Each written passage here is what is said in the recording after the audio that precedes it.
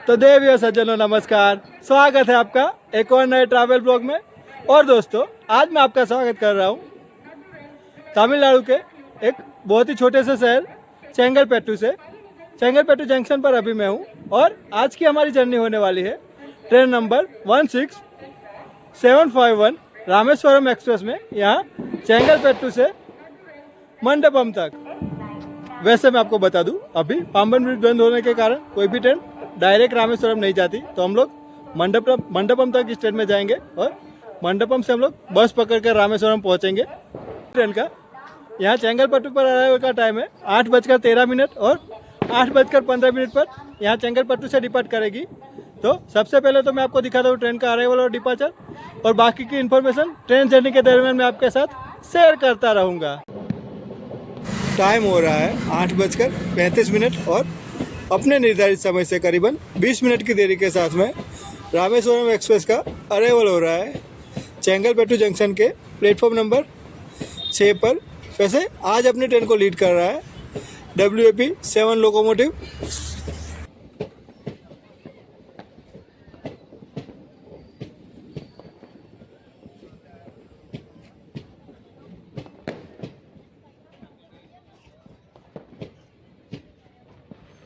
Rameswaram express के sleeper class में आज की अपनी जर्नी होने वाली है और आज का अपना कोच होने वाला है S7।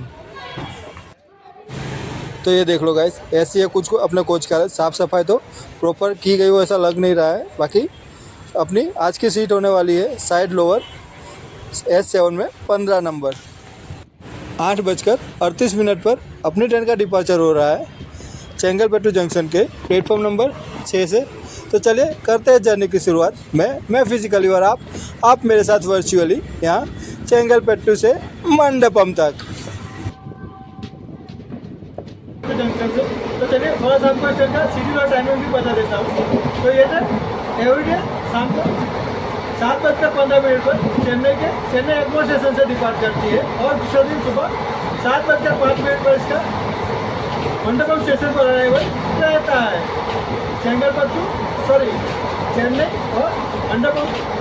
चेन्नई और मंडपम के बीच के 650 किलोमीटर के डिस्टेंस पर 55 की एवरेज स्पीड के साथ 11 घंटे और 55 मिनट तक कंप्लीट करती है और इस दरमियान ट्रेन की एवरेज स्पीड रहती है 110 किलोमीटर पर आवर।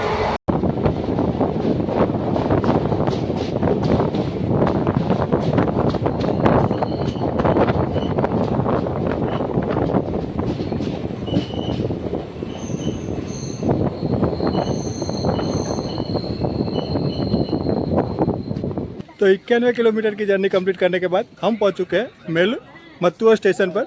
इसे ऑपरेट करता है साउदर्न रेलवे का MGR चेन्नई डिवीज़न और एवरीडे 71 ट्रेन का यहाँ पर होल्ड रहता है और 2 ट्रेन यहाँ से ओरिजिनेट और टर्मिनेट होती है। वैसे अपनी ट्रेन का यहाँ पर 2 मिनट का होल्ड दिया गया है। देख लो भाई, स्टेशन पर ही इतना अंधेरा है।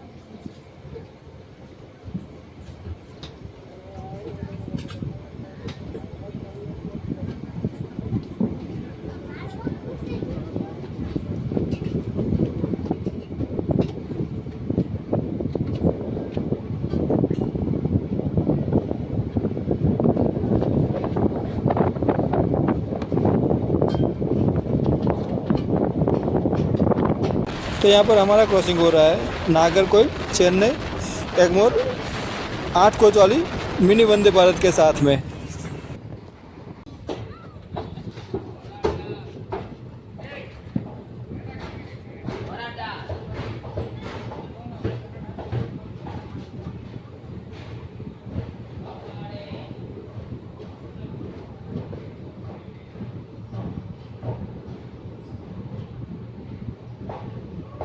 तो 160 किलोमीटर की जर्नी कंप्लीट करने के बाद हम पहुंच चुके हैं विल्लुपुरम जंक्शन पर। और अगर हम बात करें विल्लुपुरम जंक्शन की, तो यहाँ पर एवरीडे 144 ट्रेन का होल्ड रहता है और 14 ट्रेन यहाँ से ओरिजिनेट और टर्मिनेट होती है। वैसे अपनी ट्रेन का यहाँ पर 5 मिनट का होल्ड दिया गया है। और एक बात मैं आपको और बता दूँ, चेन्नई और मंडपम के बीच में अपनी ट्रेन के टोटल 19 स्टेशनों पर होल्ड रहते हैं। अभी रात के 10 बज चुके हैं। अभी दिखाने के लिए आपको कुछ है नहीं, तो मिलते हैं आपसे सुबह के खूबसूरत नज़ारों के साथ में। तो आपको ब्लॉग में एंड तक बने रहना है।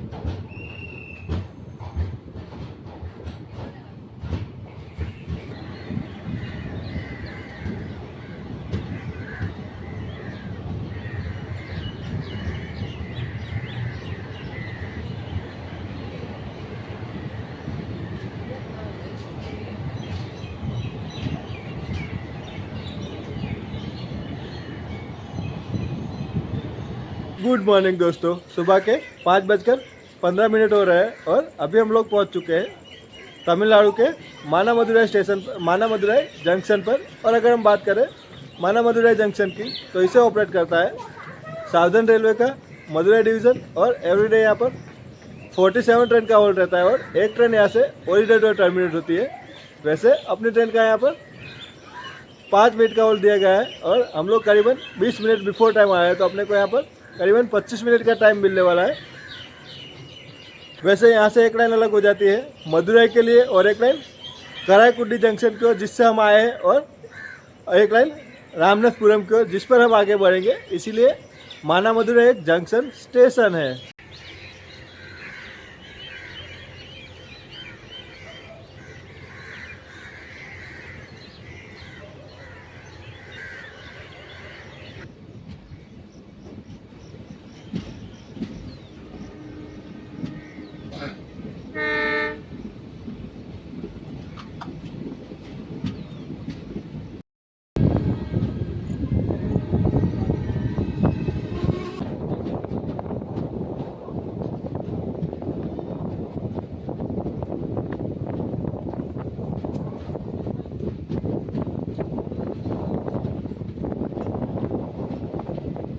पर 612 किलोमीटर की जर्नी कंप्लीट करने के बाद और अपने निर्धारित समय से 55 मिनट डिले हम लोग पहुंचे हैं रामनाथपुरम स्टेशन पर। और इसे ऑपरेट करता है साउदर्न रेलवे का मदुरई डिवीज़न।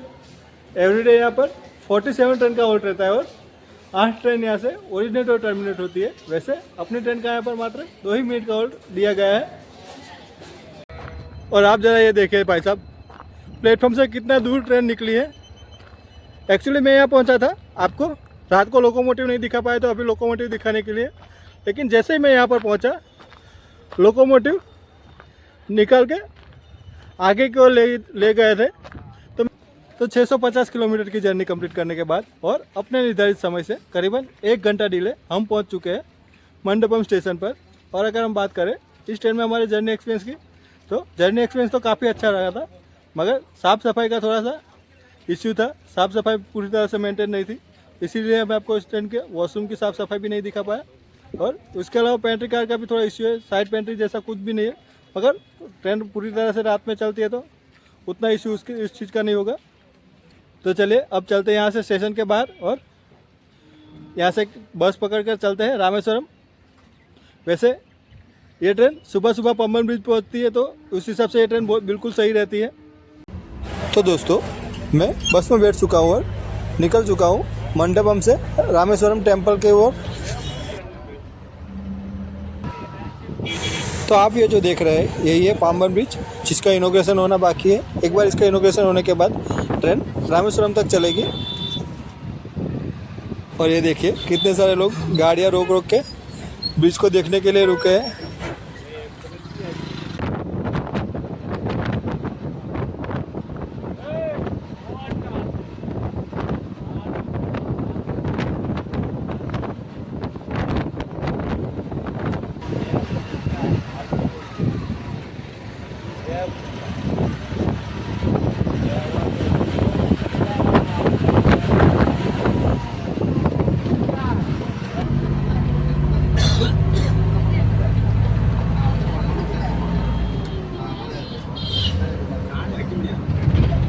तो दोस्तों पहुंच चुके हैं रामेश्वरम में। अभी मैं आ चुका हूं अपने होटल पे। बाकी थोड़ी आपको बस की भी जानकारी दे देता हूं। तो मंडपम से रामेश्वरम टेम्पल तक पहुंचने के लिए मुझे 40 रुपया फेयर लगा। वैसे आपको रेलवे स्टेशन के बाहर से भी बस वगैरह मिल जाएंगे, जिसके लिए आपको वो लोग 100 रुपीज़ चार्ज करते हैं। मगर मैं 600 मीटर की दूरी पर ही मंडपम में बस स्टैंड बना हुआ है, तो वहाँ जाके बस पकड़ कर आया था, तो उसका मुझे फेयर लगा 40 रुपये, जो कि उसने मुझे मंदिर पे ही ड्रॉप किया। वैसे बस स्टैंड यहाँ से 2 किलोमीटर दूर है, तो 15-20 रुपये तो उसका भी हो जाता, तो उस हिसाब से 40 रुपये ओके ही है। तो आप अगर चाहे तो 600 मीटर वॉक करके भी जा सकते हैं, और वहाँ से बस पकड़ कर सिर्फ 40 रुपये में भी मंदिर तक पहुँच सकते हैं। तो चलिए अब इसी के साथ इस ब्लॉग को करते हैं यहीं पर है। बाकी आपको ये ब्लॉग कैसा लगा कमेंट सेक्शन में लिखकर बताना, और अगर ब्लॉग अच्छा लगा हो तो इसे लाइक और शेयर जरूर से कर दें। तो चलिए अब मुलाकात होगी आपसे अगले ब्लॉग में। वैसे मैं आपको बता दूं, अगले ब्लॉग में मैं आपको रामेश्वरम सिटी का टूर कराने वाला हूं, जिसमें हम लोग यहाँ से जाएंगे धनुषकोडी और रामेश्वरम टेम्पल के भी दर्शन करेंगे। तो और इसी के साथ में आज दिवाली है, तो हम लोग यहाँ पर दिवाली की भी क्या क्या तैयारियाँ होती है वो देखेंगे। तो वैसे चलिए इसी के साथ हम इस ब्लॉग को करते हैं। बाकी आपको और आपके परिवार को भी मेरी तरफ से हैप्पी दिवाली, और आपका ये पूरा साल बहुत ही अच्छे से निकले, ऐसी शुभकामना के साथ इस ब्लॉग को करते यहीं पर है। तो चलिए अब तक के लिए बाय बाय। अब मुलाकात होगी आपसे अगले ब्लॉग में, तब तक के लिए बाय बाय एवरीवन।